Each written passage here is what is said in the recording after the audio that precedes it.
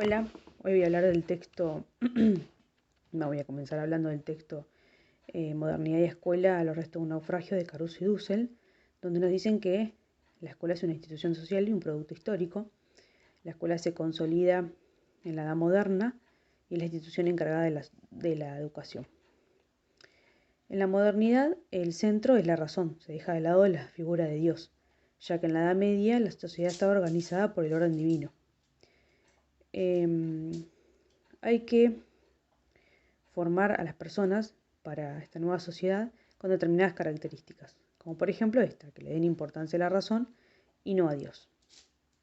La educación es una cuestión de Estado y es la encargada de formar a los sujetos. Como se necesitaban cambios políticos, sociales, culturales, para que la sociedad progrese, la encargada de generar estos cambios o estos progresos va a ser la educación. El optimismo pedagógico considera que todos los seres humanos son educables. Entonces, Sarmiento, en el siglo XIX, toma esta idea del optimismo pedagógico y la implementa. Él considera que la educación debe llegar a todo el país porque se necesita educar a todos los sujetos. Él tiene una idea de civilización y barbarie, la civilización como todo lo bueno, las buenas costumbres, lo moderno, y la barbarie como lo rural, los gauchos, los indios. O sea, la idea era expandir la educación, pero como una obligación, porque el Estado necesita que todos sean civilizados y no bárbaros. Sarmiento también dice que la escuela debe ser obligatoria, gratuita y laica. Y en el año 1884 sale la ley 1420, que es la Ley de Educación Nacional del Estado argentino. Bueno, el segundo texto es Concepción de la Educación de Tedesco, donde aparece otra figura que es la de Alberdi, y nos habla de que Sarmiento y Alberdi tenían el mismo objetivo, que era lograr una sociedad civilizada y moderna. Sarmiento con el optimismo pedagógico, la idea de civilización y barbarie, pero Alberdi decía que teníamos que tener otra educación. Él decía que había que fomentar la inmigración masiva, porque todo lo que no es europeo es bárbaro, y la idea era fomentar que vengan. Su primera propuesta era que los europeos vengan a trabajar y los nativos aprendan de ellos. La segunda propuesta era la legislación de las leyes, o sea, la creación de un documento que diga qué se puede hacer y qué no se puede hacer. Alberti decía que gobernar es poblar y que hay que poblar este gran desierto. Así es como Alberti tenía la idea de la educación utilitaria y pragmática, y Sarmiento una idea de educación utilitaria, nacional y científica. El tercer texto es el texto de epistemología de Gastón Bachelard. La epistemología es la rama de la filosofía que estudia el conocimiento científico, su naturaleza, alcance, posibilidades y fundamentos. Los obstáculos epistemológicos son obstáculos internos, obstáculos del conocimiento, la forma en la que conozco el mundo. Para conocer, tengo que romper con ese obstáculo, con ese conocimiento previo. Y cuando lo rompo, el nuevo conocimiento funciona como un nuevo obstáculo epistemológico.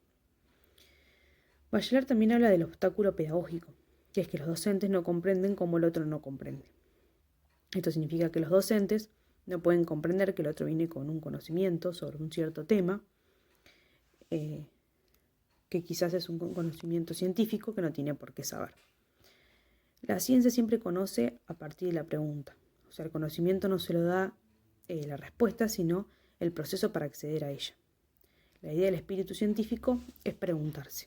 El cuarto texto es el de Juan Carlos Portantiero, que habla de la sociología clásica de Eugenio Weber. Nos va a hablar de la sociología como ciencia social. Portantiero va a decir que la ciencia política y la ciencia económica se van a relacionar, que el origen de la sociología va a ser a partir de una crisis y que la sociología es conservadora y se va a consolidar con la madurez del Estado. La sociología clásica aparece para dar respuestas conservadoras a esta crisis y va a estar basada en la ideología del orden, o sea, el positivismo. Ahora voy a hablar de Durkheim. Durkheim es considerado el padre de la sociología. Va a estudiar los hechos sociales, que son la forma de sentir, pensar y actuar, que tiene dos características: la exterioridad, que es lo externo, y la coercitividad, que es la sociabilización con conciencia social e individual. Hay dos tipos de hechos sociales: los morfológicos, que perduran en el tiempo, y los momentáneos, se podría decir, como las tendencias, las modas, etc.